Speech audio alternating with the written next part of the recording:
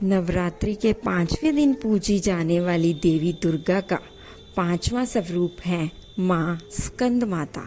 स्कंद यानी कि कार्तिकेय की माता होने के कारण इन्हें स्कंद माता कहा जाता है।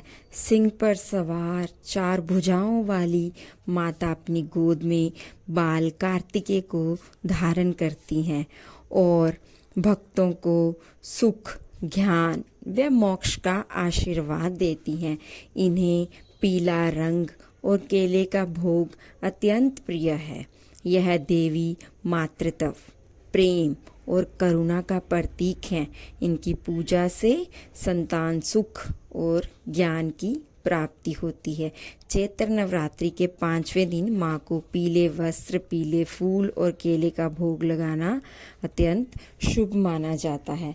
अभी मैं यहाँ पर अपना घर का पूरा काम यानी कि साफ सफाई करके पूजा के लिए तैयार हो चुकी हूँ। और यहाँ पे मैंने माँ की पहले आरती उतारी, फिर उसके बाद जो था वो ज्वारे जो हमने उगाए थे आज थोड़े से मेरे को दिखाई दे रहे हैं, नहीं तो मेरे दिमाग में ये टेंशन चल रही थी पता नहीं इस बार क्या भूल हो गई, माँ ने दर्शन नहीं दिए। तो आज 5वें दिन कुछ दिखाई दे रहे हैं।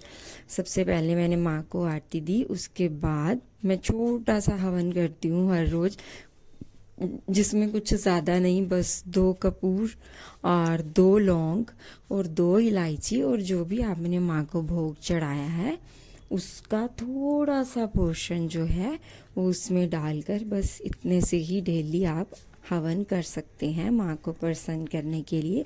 और उसको पूरे घर में घुमाइए ताकि आपके घर से जो नेगेटिव एनर्जी है वो सारी दूर हो जाए।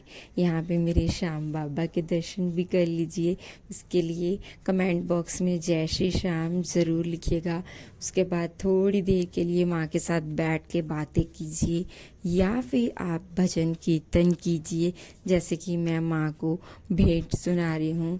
अभी पूजा से फ्री होकर अब मैं आ गई हूँ किचन में। सबसे पहले मैंने बनाई यहाँ पे जो थी वो सब्जी, ककड़ी की सब्जी बनाई मैंने, तो क्योंकि नवरात्रि में वो तो खा ही सकते हैं तो इसलिए मैंने वो सब्जी बनाया।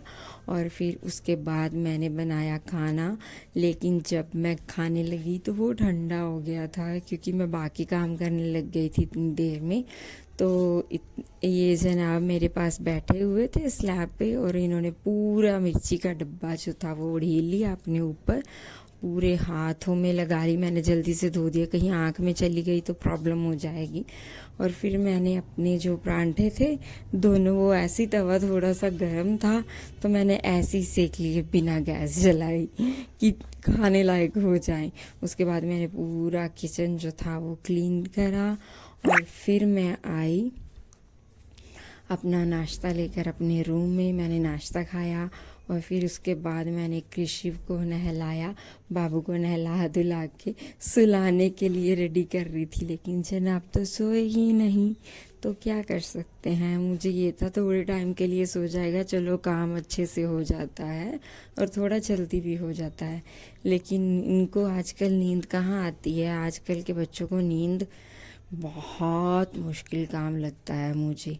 तो वैसे ही तो उसके बाद मैंने फिर मेरी बेटी को नहलाया क्योंकि कल से उसको स्कूल जाना है, तो आज उसके बाल वगैरह धोए, उसके बाल धोने ज़रूरी थे, सिर धोया उसका और उसको भी तैयार करा। उसके बाद इन दोनों के बीच में ना दिन कैसे चला जाता है पता भी नहीं चलता। जो 2 बच्चों की माएँ होंगी ना मेरे जैसे, वो मेरी बात को बहुत गहराई से समझ पाएंगी कि उनको पता ही नहीं चलता कि वो कब सुबह उठी और कब रात में उनको बेड पे बैठने का टाइम मिलेगा। पूरा दिन चला जाता है और बैठ पाते ही नहीं है। जय माता दी, जय।